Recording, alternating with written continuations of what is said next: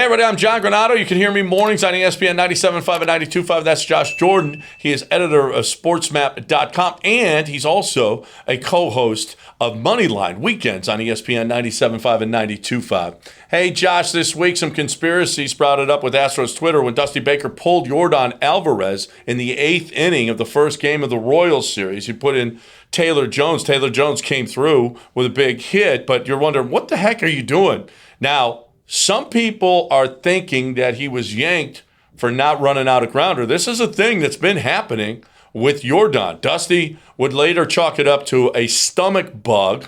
But during the game, Brian McTaggart acknowledged questions about Yordan's hustling being a growing issue, and perhaps Dusty has seen enough. You think maybe that was the case, that he pulled him for lack of hustle? I mean, obviously, I don't know it for sure, but yeah. And you mentioned it. We've seen this before. He did this, a few weeks ago, and Dusty said it was something about his legs being sore. And then now we saw it again. I'm almost wondering if Dusty warned him. He did it again, and then he pulled him out of the game. But, Dusty's a player's coach. He's not going to put that out there in the media that he benched you for not hustling. So I just think he came up with an excuse that he wasn't feeling well. And then notice they sat him the next game too. So they didn't just pull him out, in the 8th. They also didn't play him the next game. So I think that was the signal to him, like, come on, man. I told you, you gotta run. Yeah, no, and I could say it. Dusty is old school. I mean, old. The emphasis on old school. And I could certainly see him getting pissy about that. There's no question he wants Yordan to hustle. And Yordan is, hey, listen, Yordan's got to do that anyway. You're batting 4 times a game. You're not even playing the field. I know you hit a ground ball to second, run it out. You got 4 times that you got to run during a game. Yordan, you got to run it. Yordan's got, listen, I'm load managing. I got 2 bad knees. I'm gonna if I only have to run twice a game, look, I'm gonna be much better off. Now, what's going on with Dusty, and is there a possible rift between, I don't want to say a rift, but maybe a little power struggle between him and James Click? When they traded Straw, Jake Myers comes up, and they thought James Click said Myers had earned his opportunity and a shot. But, Chandler Rome pointed this out. Myers sat for 8 straight games with at-bats against only 3 elite closers in games that they were trailing. Is there, maybe Dusty might have been pissed because he liked Miles Straw now. He liked Miles Straw. Oh, you want McCormick out there? Well, guess what I'm going to do? I'm going to put McCormick out there every day. How's that look, James Click? Now we see Jake Myers, though, and holy crap, this guy can hit. Now Dusty's like, well, I guess I got to put him in the lineup. Yeah, it does look like that, especially with Tucker out right now. I think this goes back to the Miles Straw trade. I think they wanted McCormick getting more at-bats when Miles Straw was here. You've been a big proponent of that as well.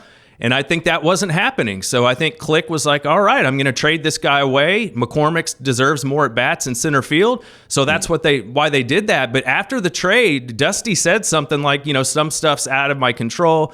I'm not the decision maker, he said about Miles Straw. And what I think is really interesting is that first game after Straw was traded, they didn't put McCormick in center field. And when Click was asked about the trade, he said McCormick deserved more bats. He should play center field. And he was also asked, what about Kyle Tucker? Could you see him playing center field? And he said, no, I don't think so. He doesn't have much experience.